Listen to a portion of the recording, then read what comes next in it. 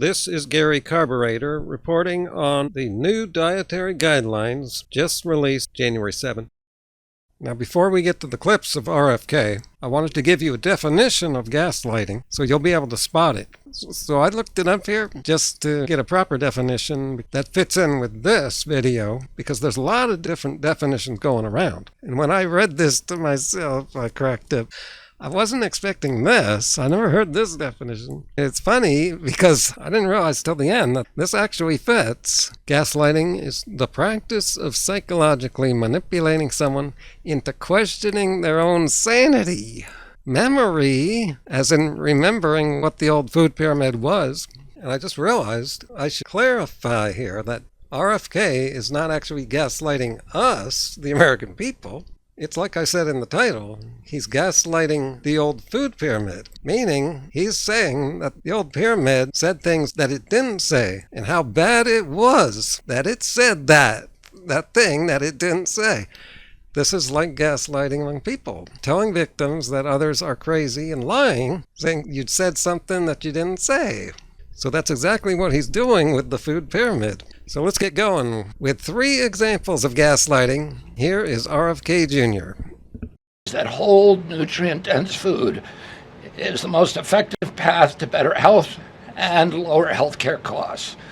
The previous Food Guidelines acknowledged the same thing. He is just lying that they didn't. See, that's the egregious lie there. See, most lies are saying somebody did something they didn't do. These type of Trump lies are lying about their opponents not doing something that they did do. Here was the last food chart that is now being replaced. Yeah, you may notice it's not the pyramid, but the Republicans don't care.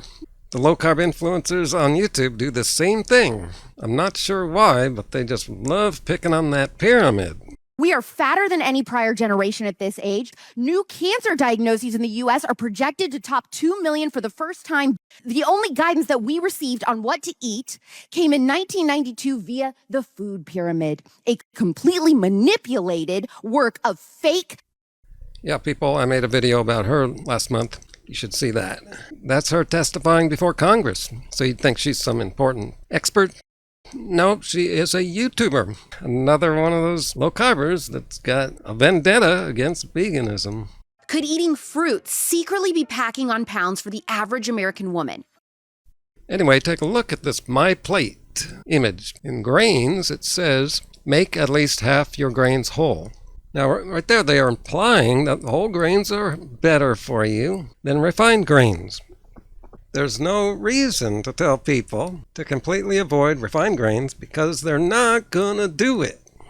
Protein and healthy fats are essential, and we're wrongly discouraged. There you go. So ridiculous. I knew the protein thing was coming up because I heard about it earlier today. Oh, I can't get started on protein because that's a whole nother video, a half-hour video. And I've already done a whole bunch of those videos. In short, I could sum it up. What was the truth is that the food pyramid and My Plate did not promote high protein food. And you don't need any high protein foods because there is enough protein in every food that God made. God would not make a mistake like that. We actually need a pretty small amount of protein, only like half of the RDA. But you should try to get close to the RDA just to be safe, and that's what that high number is for. People like me are thriving and living the longest on low-protein diets. Also, people get enough saturated fat on a diet based around fruits, vegetables, grains. No problem getting enough fat and protein. Protein and healthy fats are essential, and we're wrongly discouraged in prior dietary guidelines. We are ending the war. False. On saturated fats. See this guy here just sort of nodding there? He's trying to make himself look good. But he doesn't believe this. Dr. Oz does not believe in this bullshit. He's pretending to. Diets rich in vegetables and fruits reduce disease risk more effectively than many drugs. Whole grains outperform refined carbohydrates. Added sugars, especially sugar-sweetened beverages, drive metabolic disease, and today our government declares war. These guidelines come from the same government administration that just killed someone in the street. And from the looks of things, these guidelines are set to kill more Americans. They're saying they ended the war on saturated fat, but starting the war on sugar. Exactly. This is what's been going on YouTube for many, many years with a whole bunch of biased, dogmatic people. They're both bad in high quantities. And again, suggesting that previous administrations were pro-sugar is just not true.